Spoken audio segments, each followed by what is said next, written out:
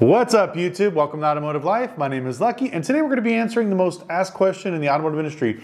Why is it so hard to find a good mechanic? Now, I'm going to go over a few different reasons and debunk a few myths and everything else, but before I do, if you could do me a huge favor and gently squeeze the like button for the YouTube algorithm, it helps me find more amazing people like yourselves that enjoy automotive content. Also, please consider subscribing. We do post 3 times a week, so make sure you click the notification bell. And once again, follow us on Instagram at automotive.life, and let's get into the video. I almost forgot to announce the winner of the free consulting call giveaway. The winner is Cars360. So congratulations, guys. All you guys got to do is just email me at lucky@automotive.life, prove that that's you, and we'll go ahead and we'll book our 1-hour consulting call. And so what we're going to do in this video is, if you leave a comment section below, please put anything you want, comments, toast, questions, whatever else, and we're going to go ahead and give away a $100 gift card at the end of the week. Now, I know a few people didn't receive their cards from last week, so let me know. I think out of the 8, 2 people didn't get it. So if you didn't receive anything, please email me back, so this way we can do that, and then I'll either do 1 or 2 things. I'll either FedEx it out to you, or I'll go ahead and make it where you have to sign for it, because I know there's a lot of, we call them porch pirates, the people that steal packages off of your porch. So we're going to do signature required, so this way it kind of lessens that headache. Anyways, but without any more shameless plugging, let's get into the video. So let's go ahead and talk about one of the most asked questions in the automotive industry. Why is it so hard to find a good mechanic? Now, there's going to be a bunch of reasons why, so we're going to go over the consumer side as well as the actual business owner side to show you the differences on people's beliefs. Now, to get started into this, we're going to be talking about automotive science. Now, I know a lot of people probably never heard this terminology, but it is actually true and it does exist. It's not an oxymoron. Automotive science is how we basically diagnose, or the theory we follow as we're fixing vehicles. And just with the medical field, which I'm going to make some comparisons, it's 90% right, but there are a lot of trials and tribulations as we're figuring out diagnosing. So I'm going to give you a few different scenarios. So let's say your car comes in and it's running maybe too rich or too lean. You know, usually as a technician, you're going to check, we're going to look at the intake. We're going to see if maybe you have any type of vacuum leaks. Is your mass airflow sensor reading correctly? Is your O2 sensors reading correctly? Just kind of go through the thing, and maybe your intake's leaking. But that's what we usually look at. This is kind of the theory we follow as we start to diagnose stuff. Now, let's say we think that it's the O2 sensor. The O2 sensor is not reading correctly. For some reason, it's just the levels are completely off. So we go ahead and clean up the O2 sensor, we put it back in, and for some reason, now it's reading completely different, but it's still not in the threshold of what we need it to be. So we replace the sensor. Once we replace the sensor, maybe let's say now it's completely the other way. Instead of being too low, now it's reading too high. And we can't figure out, well, what, we just replaced the sensor. This is what the problem was. Come to find out, maybe it's a mass airflow sensor or a large vacuum leak. So as you kind of go through, you're testing these things and you're fixing them. Now, not every mechanic is going to be right every single time, but this is how we kind of test it, and this is the theory we go through. And sometimes problems do not show themselves completely until you actually maybe replace a part or change something else that's making the car run. And this is when you can actually see the underlying problems of what it is.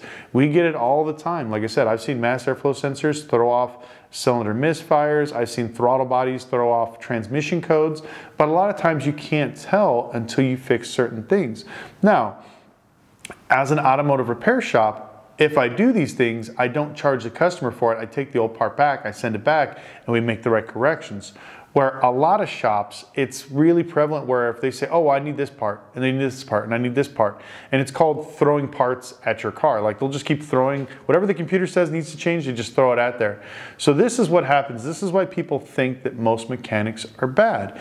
When you go to the doctor and you tell them you feel sick, you feel ill, you don't know why you feel the way you do, they usually run blood tests. They maybe ask you to look at your tonsils, look inside your ear, whatever the case is. A lot of times they'll be like, oh, you know what? I think you got the flu. Here's some pills, and then maybe a month later, man, I still feel bad. These pills are not working. What's going on? And so now the doctor looks at your new levels with the pills, and he's like, oh, you know what? You actually have a vitamin deficiency. You don't have the flu. We need to get you on, I don't know, some sort of vitamin regimen, and this way it'll bring you back to normal. They put you on the vitamins, you're good to go. So, doing automotive science should be kind of an exact science, but a lot of times it's not. So, depending on how good the technician is, will help them solve those problems. But not every tech, like I said, is going to get it right the first time. So why, as a consumer side, they believe it's so bad is because all they see is all these parts being thrown at their car. Now, From a consumer, I know a lot of people, they'll go to like Firestone and Jiffy Lube and Goodyear and stuff like that, and there are a few good, decent mechanics that are at these stores, but 90% of the people that are there, I'll be honest with you, are not that good technically wise. They're not skilled. If they are skilled, they usually work at either mom and pop stores or franchise stores. So if you're a regular person and you're going into your local Firestone, Goodyear, whatever else to get your car repaired, more than likely you're going to run into that problem where they're just going to keep throwing parts on your car. So when this happens, people kind of get upset and they're like, oh, I'm paying this bill, this mechanic is no good, and blah, blah, blah. You know, in all reality, he's not that, he's good, he's just not that skilled. Or it's a corporate end. Once you put the part on, they don't want to take it back. Where if you go to a small mom and pops, you'll be able to.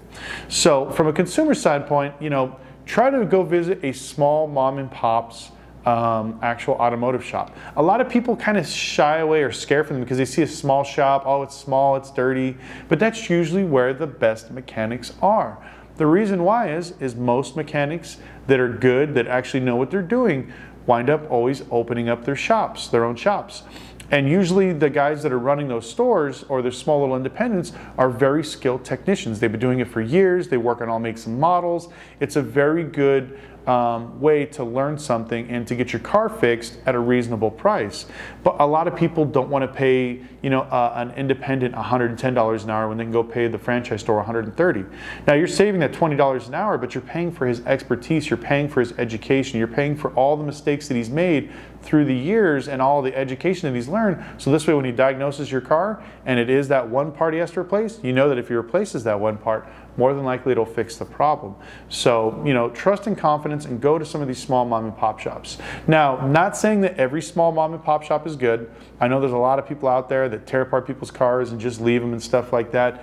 If you're watching this, it's okay to tell people you can't fix the car. We've gotten cars in we couldn't fix, we couldn't figure it out. I just put it back together, say, you know what, folks, we can't figure it out. I recommend you take it to the dealership. Here you go, no charge. And that's the difference. If you mess up, you break something, you tell the customer and you pay for it. I know a lot of people are like, well, I can't afford it, I can't do that. It's better to be honest with them and not have the headaches, because I've done this before, even when I was younger. I took projects in, I wasted too much time, I couldn't figure it out. I had friends come in trying to check it out, and the whole time my customer's blowing up my phone like, where's my car, where's my car? It's better to be like, you know what, folks, I can't figure it out. It's beyond my grasp of automotive knowledge. We need to take this to a specialist. Let's take it to a dealership, or I know a diagnostician that works, you know, mobily. If you want to pay him $100 and he tells me what to fix, I'll go ahead and do it for you at a discount. There's nothing wrong with admitting that you don't know what's wrong with the car, but a lot of mechanics seem not to do that, especially when it comes to the you know, the consumer side. You know, it's very, very hard because they don't want to lose the customer. They're like, why am I going to go to a mechanic if he can't fix my problem? I'm telling you, there's ghosts and gremlins in the machine. We always make this joke. You hear technicians talk about it. It's true. I've thrown sometimes thousands of dollars at a car where, you know, we figured out what the problem was, and then all of a sudden the next week the problem completely changed. It happens. If that's the case, take the old parts off, put the new parts off, put the old parts back on, and tell the customer, hey, you know what, man, I can't figure it out, no charge. I'll even tow it to whatever facility you like to get it towed to because I can't figure it out. And then go ahead and move on and get another car and start making money that way. Don't waste that time chasing that basically dead money with new money. Now, from the actual automotive business end, why is it so hard to find a good technician is because we kind of talked about it right there. A lot of the good technicians that are worth anything usually open up their own shops. Through the years, I've lost many technicians because once they became good enough and they learned the business end, they decided to open up their own repair shop. Now, it is really good money when you become a good technician, because like the guy that I got with me now, Mario, is a great guy. You know, he started off, you know, we actually got him from part-time from a pizza place. We actually were messaging on Facebook and he wound up joining our team. We've seen him in a few of my videos, but really cool guy. And he started off with basically working part-time, but he had that mechanical aptitude where I knew that if he started working on stuff that he would pick it up. And within, like, I think it's been 2 years, he's surpassed a lot of the other people that we work with. And so his automotive knowledge is growing much, much faster than everybody else.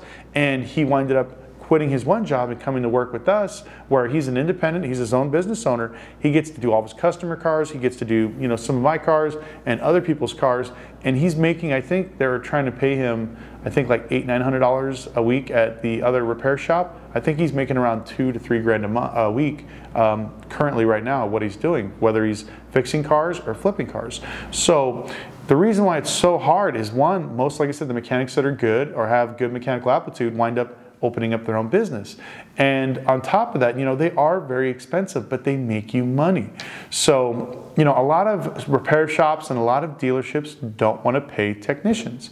Now, I know they hear, oh my God, it's $1,000 a week, that's expensive.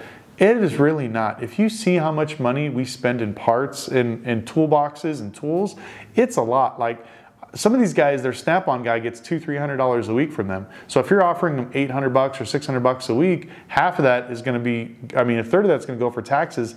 The other half is going to go to the Snap-on guy or one of the toolbox guys, and then the rest is just going to be whatever little money they keep in their pocket. So, you know, if you are looking for a good mechanic, I'm going to be honest with you, you're going to need to pay people over $1,000 a week minimum. Because if you get a good tech and he starts making you money, you have to reward them. You have to benefit them. The reason why a lot of my technicians stayed with me for so long is because as we started fixing cars, I gave them the opportunity, hey, after 6 p.m., whatever you want to do, you want to work on your friend's car, your family's car, whatever else you want to flip a car, I'll show you how to flip cars, and you can work on your people's cars, no cost. And they loved it. So they'd work on my cars during the day, make their regular guaranteed salary where they felt safe and comfortable, where they could pay their bills. And then they would get random jobs. Hey, you know what? Thursday I'm working on this car. Saturday I'm working on this car. And they make $500–600, you know, real quick using the shop. And that's why they stayed. Don't be that owner that charges your mechanics to rent a bay. It is the worst thing. I have friends of mine that they pay their mechanic's salary and hey, I need to change my wife's brakes. Okay, it's $50 an hour if you use the lift. Don't be that guy. Say, no problem, you can change your wife's brakes after hours, I don't care. Or even if it's slow. A lot of times when it was really slow and I had no work, I would just tell the guys, hey man, why don't you go pick up a car and go do something? And they would go work on their own little projects or something else. Or I'd go on Craigslist and we'd buy something random, take a Sawzall to it and just start chopping it up and having fun. You know, it's not very hard to find a good mechanic. It's just building the type of atmosphere where it makes the mechanic want to stay and actually want to join. You know, if you give him options where he can make extra money on the side and you make it a fun atmosphere, as an automotive retailer, whether you're a mechanic or automotive repair shop and you want to get somebody, if you're a car rental company or if you're a dealership, you can get these guys. But like I said, you got to have that fun work environment and you got to give them the chance to make some extra money and you got to pay them well.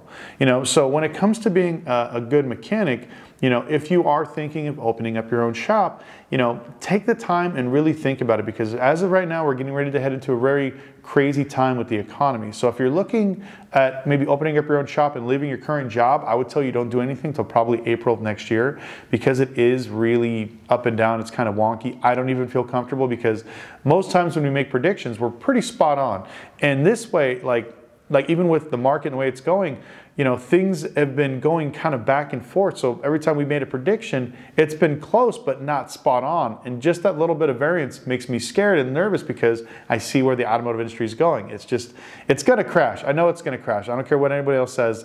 Something's going to have to happen. The prices are going to have to come down.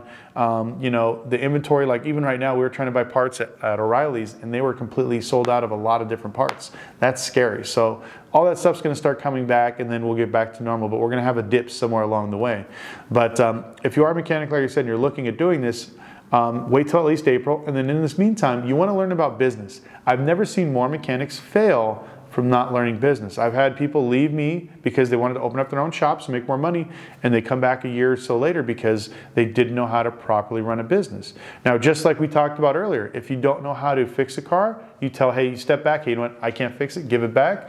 As a mechanic, you need to ask yourself, am I a business owner? Do I want to do sales? Do I want to do marketing? Do I want to do accounting? If you are not good at those things, you need to step back and just stay there at your dealership. Ask them for maybe a partnership or some extra money. It's not worth the risk of you getting financially in debt and then the security that you built over years of being a mechanic wind up being thrown away because you don't understand business. Now, I'm not saying you can't learn it, but you know, if you don't feel strong enough, don't do it, because most of the shop owners that I've seen are amazing mechanics, but they are really bad business owners. You know, like one of my things, I was a decent mechanic, but I was much better at sales and marketing, so that's why I went from behind turning wrenches to hiring somebody else, where I went around and booked deals and closed deals. So I would diagnose the cars, I would make the sale, I'd bring him back, and then let the techs fix him. Because if I fixed it, a 3-hour job would take me probably 3 hours or sometimes 3.5 hours. Where my other guys, they're banging out in about an hour and a half. I knew that wasn't my skill, that wasn't my strength, so I go ahead and did that. Now, if we get really backed up and I want to play with something, I'll go ahead and work on stuff myself, but I know what my weaknesses are and what my strengths are. So you have to learn the exact same thing. And there's nothing wrong with admitting that you're not good at business or if you don't feel strong or confident enough. So before you jump and just leave your shop and go ahead and open up your own shop, think about that. Talk to the owner of either the shop, the dealership, the rental car company, and see if you can make any type of deal where it could benefit you and him for the long term.